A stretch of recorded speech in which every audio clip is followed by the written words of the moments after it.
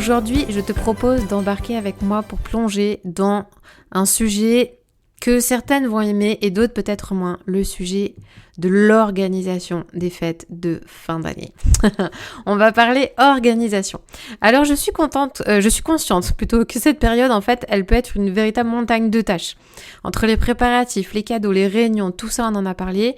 Mais aujourd'hui, je t'invite en fait à prendre un moment pour faire le point sur tout ce qui tourbillonne dans ta tête. Allez, prends un bout de papier et libère-toi maintenant, mentalement, en notant toutes les tâches, les pensées, les actions qui te préoccupent. Ce petit geste est libérateur. Je t'en prie, essaye absolument. Prends un papier et note absolument tout ce qu'il y a dans ta tête. Et une fois que tu as couché sur le papier tout ça, passe à une prochaine étape et regarde attentivement cette liste. Pose-toi la question, qu'est-ce que je peux supprimer?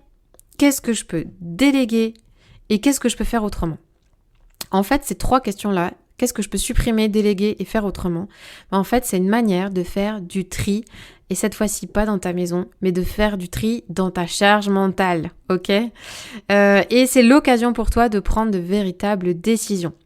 Donc, déjà regarde à ce que tu peux supprimer. Pense à ce qui est vraiment essentiel pour toi, à ce qui fait vibrer ton cœur pour cette période, et ensuite élimine ce qui ne correspond pas à tes valeurs. Si tu veux qu'il y ait moins de trop dans ta vie, il faut qu'il y en ait moins. Et la seule solution, c'est d'éliminer. Ok, il n'y en a pas d'autre. Libère-toi de ce qui est inutile dans ton quotidien. Ensuite, après cette étape de libération, allons maintenant parler de délégation. C'est le moment pour aller explorer pleinement cette possibilité. Regarde autour de toi, vers ton conjoint, tes enfants, ta famille, qui pourrait partager ces tâches avec toi. Ok ? Déléguer, ça signifie pas que tu n'y arrives pas seul, ok? C'est pas une marque de faiblesse, mais c'est plutôt mettre en avant le fait que tu es assez forte pour reconnaître que tu as besoin que quelqu'un fasse les choses avec toi, que tu as besoin de partager. L'idée, c'est pas de te mettre en tête que ton mari doit t'aider, tes enfants doivent t'aider. L'idée, c'est simplement que tu saisisses toi, que tu as besoin de partager, ok? Donc je t'invite à oser aller vers ça, à oser déléguer ce qui est trop lourd pour toi.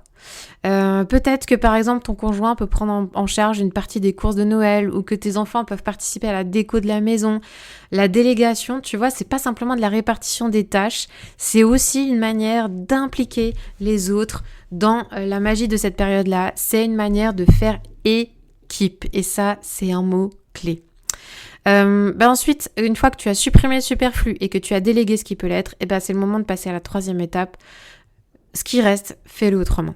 Ok ? Parfois, une simple modification dans ta manière d'aborder une tâche, ça peut la rendre beaucoup plus agréable.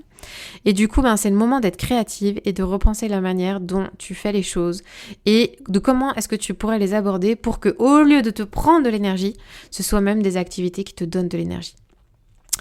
Tout ce que je te partage là, j'ai besoin juste que tu mesures qu'en fait, ce sont des pépites absolument que je partage dans le programme où j'accompagne les femmes qui sont passionnées mais débordées à simplifier leur vie, à simplifier leur quotidien pour vivre ce qui est vraiment essentiel pour elles.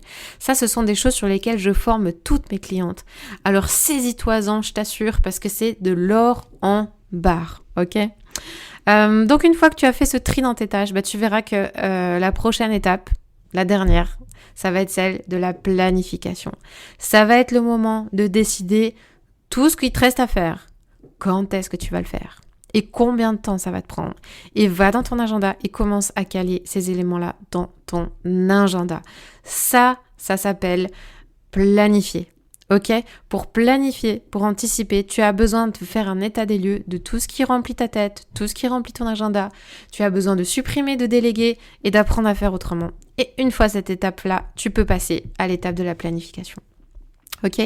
Je te laisse sur ces réflexions. N'hésite pas à me partager tes retours en commentaire ou à mettre un petit émoticône. Passe une excellente journée. Prends soin de toi. Bye bye.